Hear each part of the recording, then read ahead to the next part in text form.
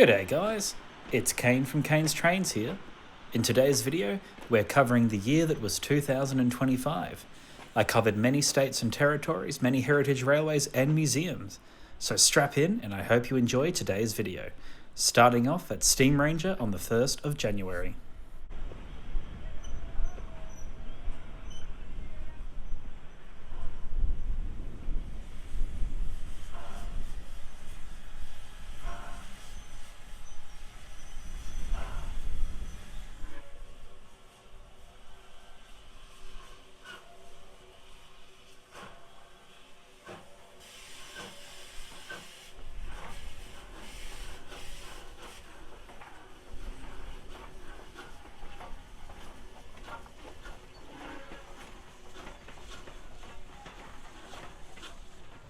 We now find ourselves at the Semaphore and Fort Glanville Tourist Railway, a railway operated by volunteers from the National Railway Museum, and yes, that is 18-inch gauge narrow gauge.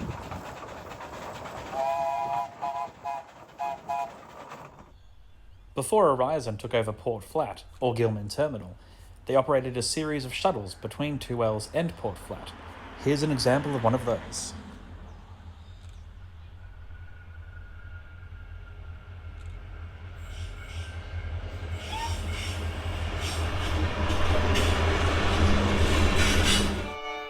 At a certain point, my mate Stuart and I found ourselves driving through Victoria to get to the ferry terminal at Geelong for heading over to Tasmania. While over in Tasmania, we caught up with the Don River Railway and their fantastic 50th anniversary event, and naturally, while in the area, mainline operations. They operate 3-foot 6-inch narrow gauge over there.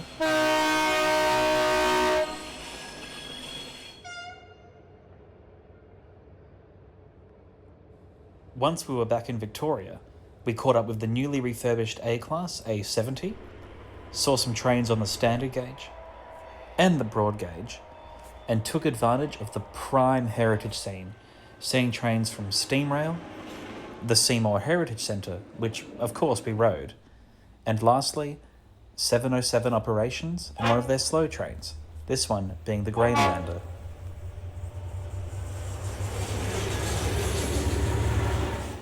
Making the huge jump from east to west, we found ourselves in Western Australia at the Hotham Valley Railway.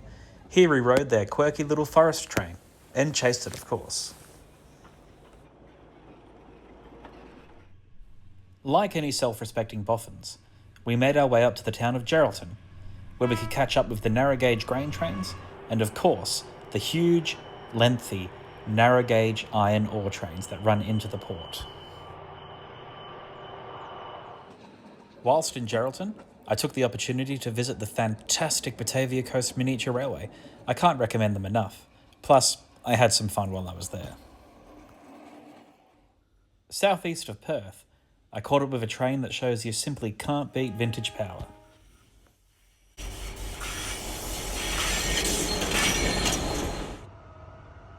While in Perth, I simply had to go for a ride on their fantastic public transport system. This led me to the Perth Electric Tramway Society, which is a fantastic place I can't recommend enough. After that, I had a less than impressive ride on their new C-Series rail cars. Can't recommend them much. Before fleeing the state, I had to check out the noise suppression system on the Fremantle line. That's the water spray you can see below.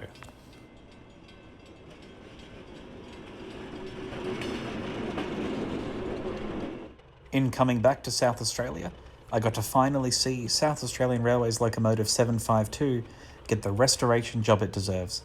Well, half of the restoration job it deserves. She truly does deserve to steam.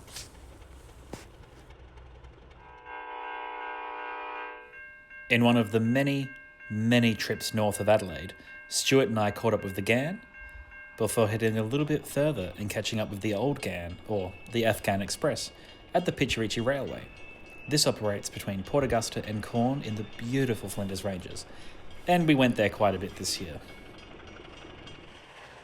After having received a special invitation to the Hunter Valley Steamfest in New South Wales, I had to make my way over. This is held at Maitland, which is near Newcastle. Here we caught up with plenty of steam, diesel and rail car action, and even had the privilege of riding along in the Great Train Race. Shout out to Heiss and his YouTube channel, where he used a little bit of my footage. We took the opportunity to catch up with a coal train or two, especially since the 90 class were in the process of being phased out. And while heading back to Sydney, we saw a grain train at a rather spooky station.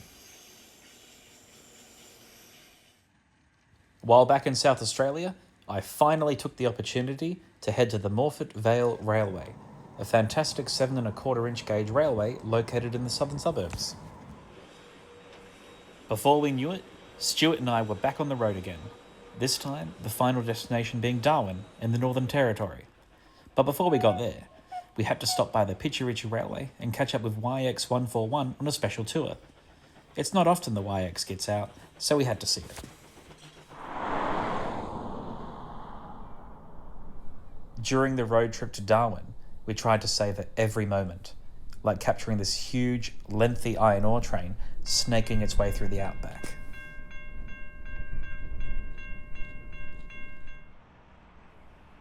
Not only were we travelling from Adelaide to Darwin, but so too was Journey Beyond Rails the Ghan. So, naturally, the boys formulated a little bit of a plan. We decided to chase the Ghan from Alice Springs, through to Katherine, Adelaide River, and, of course, the Elizabeth River, just out of Darwin in the Northern Territory.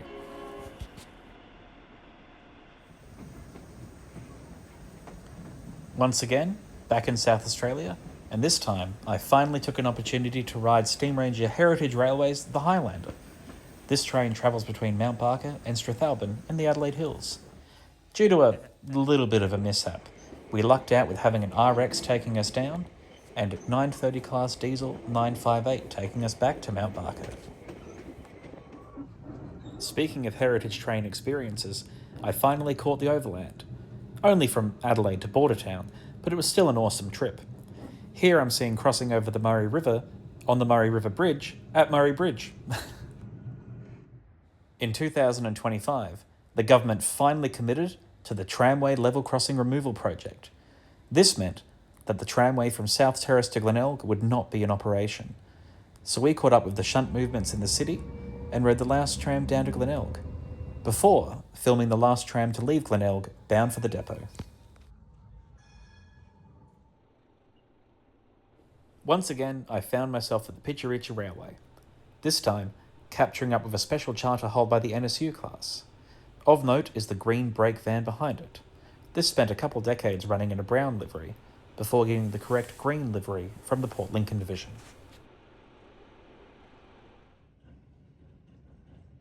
At this point in the year, my good mate William came over from Victoria, and William is an absolute tram nut, so naturally, we headed to the Tramway Museum at St Kilda to check out all that was happening there.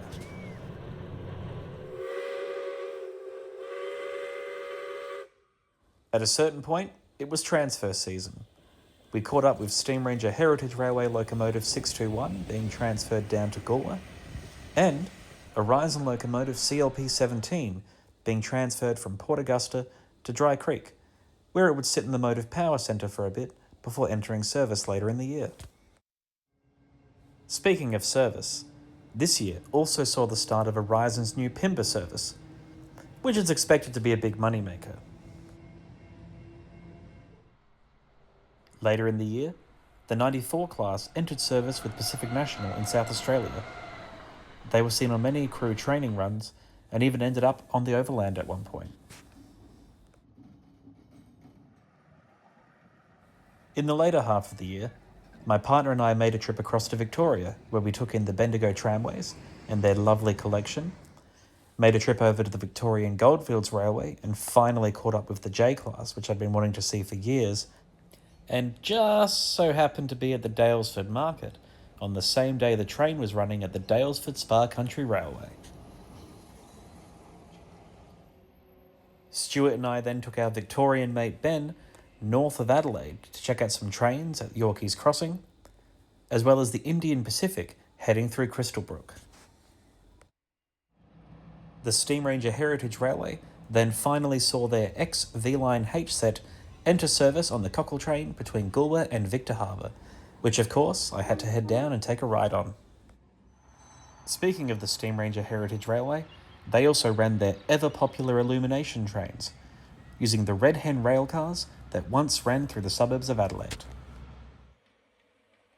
In the model world, I finally took delivery of my South Australian Railway 700 class locomotive. This is a broad gauge models kit built by a mate of mine. Thank you very much, Gary. In the last part of the year, extra effort was made to catch up with the Horizon grain trains, especially those featuring the CLP or the CLF class locomotives. Aside from 2 class members, none of these are to be refurbished, and there's whispers they may be on their last legs. And just before Christmas, CLP 17, one of the 2 to be refurbished, made its way out on a tail and bend grain train, and I just so happened to catch the loaded return movement.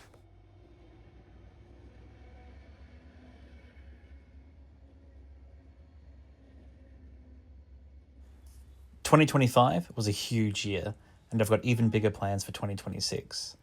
I just want to thank all of you for your support, especially the channel members, for making these videos possible. I'd like to wish all of you a very safe and happy New Year period. Anyway, I've been Kane from Kane's Trains, and thank you very much for watching.